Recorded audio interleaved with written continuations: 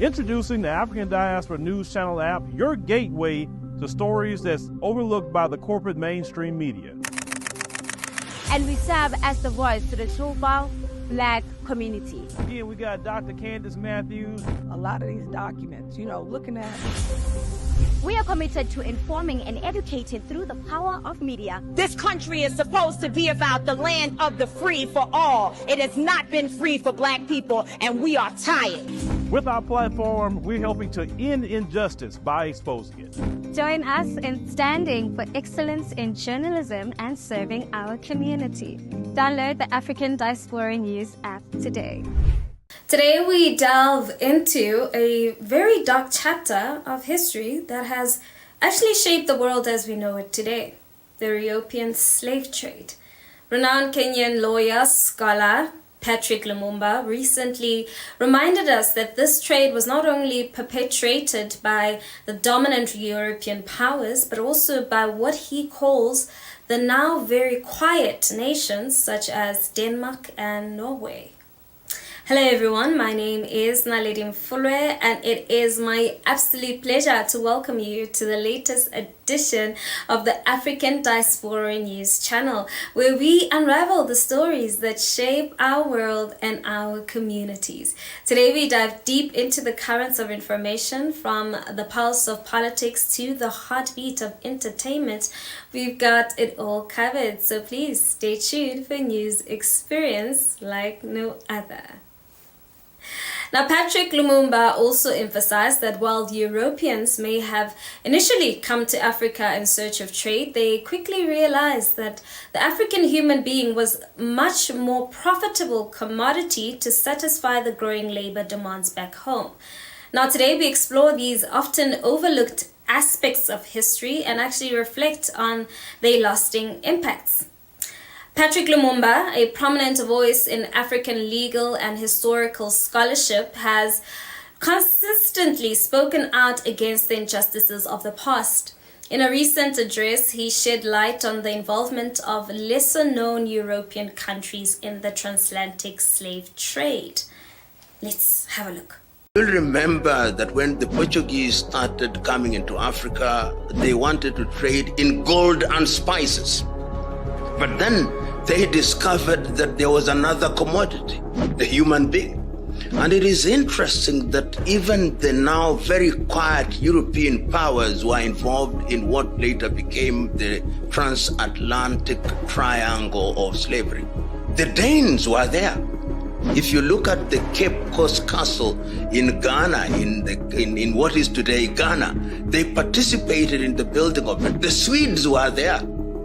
The Norwegians were there, the Dutch were there, the British were there, the French were there, the Spaniards were there, the Germans were there.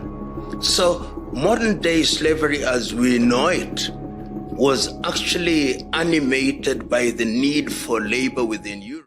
Now, I think this reminder prompts a re-evaluation of the historical narratives that often focus on the major colonial powers while neglecting the roles played by smaller European nations. Now, the involvement of Denmark and Norway in the slave trade is a critical yet frequently overlooked aspect of history. Denmark, for instance, was heavily involved in the transatlantic slave trade, particularly through their colony in the Caribbean, the Danish West Indies, now known as the U.S. Virgin Islands. Norway is a union with Denmark, benefited from the slave trade. These countries participated in the capture, transport, and exploitations of African people. Now, the slave trade was driven by economic motives. Europeans initially came to Africa seeking gold, ivory, and other goods. However, they soon realized that most lucrative commodity was human labor. This revelation led to the horrific practice of treating African people as property to be bought, sold, and exploited. Now, the conditions aboard slave ships were appalling. Enslaved Africans were packed tightly into ships, enduring unimaginable suffering. Many did not survive the journey, and those who did faced a lifetime of brutal labor and oppression. Now, the involvement of nations like Denmark and Norway contributed significantly to the scale and efficiency of the slave trade. Their participation helped to sustain the demand for enslaved Africans, making the trade more pervasive and entrenched. Now, it also demonstrates that the exploitation of African people was a widespread European endeavor, and not only limited to a few dominant powers as we know it. And I do think that it is important to recognize that the legacy of the slave trade still affects African communities till this day.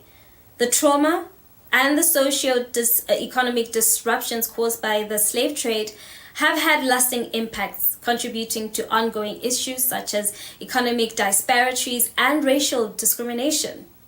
Now, the reminder from Patrick Lumumba is indeed a call to reassess how we remember and teach this history. I think it's crucial to acknowledge the full extent of European involvement in the slave trade and to understand the lasting consequences it has had on African societies and the African diaspora at large. Now, reflecting on this history, I think it is clear that the domination of the slave trade were not the actions of a few states, but a concerted effort by multiple European nations. The fact that some countries have remained relatively silent about their roles does not absolve them from responsibility. It is upon us to bring the truth to light, to acknowledge the full scope of suffering inflicted, and to work towards meaningful repercussions and reconciliation. I think that the European slave trade is a stark reminder of the deaths of human cruelty driven by greed and dehumanization of others. And as we continue to strive for a more just world, we must confront these uncomfortable truths and learn from them. I think education, acknowledgement, and action are key to ensuring that such are never repeated. Now, today we have revisited a painful chapter in history, highlighted the often overlooked roles of nations like Denmark and Norway in the European slave trade. It is a reminder of the importance of comprehensive understanding of history, one that includes all actors and acknowledges all victims. And as we move forward, let's commit to remembering and honoring the past while working tirelessly for a better future. Now, with that being said, let's engage in the comments section. What are your thoughts in regards to this? We want to hear from you. And while you're at it, please give this video a thumbs up. That's it from me. Till we meet again, it is goodbye.